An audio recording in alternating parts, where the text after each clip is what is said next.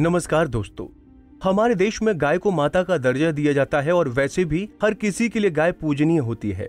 वहीं हमारे शास्त्रों में बताया गया है कि गाय को घर में पालने से धन वैभव बना रहता है और घर में किसी तरह की आपत्ति आ जाए तो गौ माता उसे हर लेती हैं। लेकिन अगर कोई व्यक्ति किसी कारण गाय को घर में नहीं रख सकता तो गौशाला जाकर भी इनकी पूजा की जा सकती है। जानकारी के लिए बता दें कि हिंदू धर्म में गोवत्स द्वादशी का बड़ा महत्व बताया गया है। गौ माता को समर्पित ये पर्व भाद्र मास में कृष्ण पक्ष की द्वादशी तिथि को मनाया जाता है। चलिए दोस्तों, आपको आगे देते हैं इस व्रत की जानकारी। गोत्सव के दिन गायों व उनके बछड़ों की सेवा की जाती है। यदि घर के आसपास गाय और बछड़ा नहीं मिले तब शुद्ध गीली मिट्टी से गाय और बछड़े को बनाकर उनकी पूजा की जाती है। इस व्रत में गाय के दूध से बनी खाद्य वस्तुओं का उपयोग वर्जित माना गया है। वैसे तो ये व्रत महिलाएं अपने बच्चों की सुरक्षा के लिए रखती हैं, लेकिन कई बार किसी कारण अगर कोई महिला ये व्रत न रख पाए तो व्रत कथा जरूर सुन सकती है। तो चलिए आगे जानते हैं इस दिन की व्रत कथा के बारे में। पौराणिक कथा के अनुसार प्राचीन समय में भारत के सुवर्णपुर नाम के एक नगर में देवदानी नाम का राजा राज्य करता था। उसके पास एक गाय और एक भैंस थी। राजा की दो रानियां थी, एक का नाम सीता और दूसरी का नाम गीता था। सीता को भैंस से बड़ा ही लगाव था। वो उसे बहुत नम्र व्यवहार करती थी और उसे अपनी सखी के समान प्यार करती थी।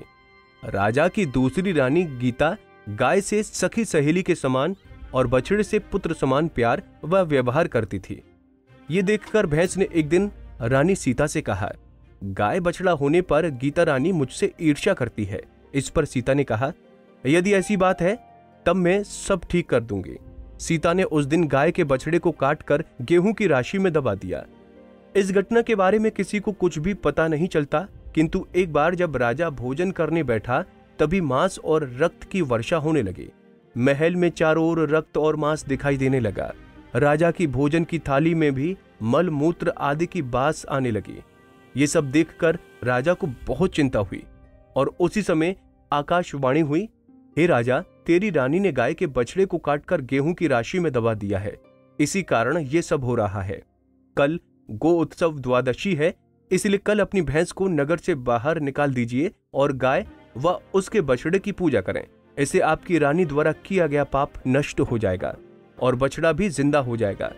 राजा ने ठीक वैसा ही किया और भैंस को नगर से बाहर निकाल दिया।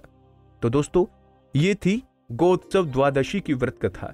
कहते हैं कि इस कथा को पढ़ने या सुनने से ही व्यक्ति के पाप कम हो जाते हैं। जो लोग इस दिन व्रत रखते हैं वो गाय का दूध और कटे फलों का भोजन में त्याग करते हैं और इस दिन वो किसी भी प्रकार से चाकू का इस्तेमाल भी नहीं कर सकते। कुंडली टीवी डेस्क से लता शर्मा की रिपोर्ट। इसी तरह की और भी जानकारी लेने के लिए हमारे चैनल को सब्सक्राइब करें और नई वीडियो की नोटिफिकेशन के लिए बेल आइकॉन दबाएं। अगर आप ये वीडियो फेसबुक पर देख रहे हैं तो वीडियो को लाइक और शेयर करें। साथ ही अपनी राय कमेंट बॉक्स में जरूर बताएं। धन्यवाद।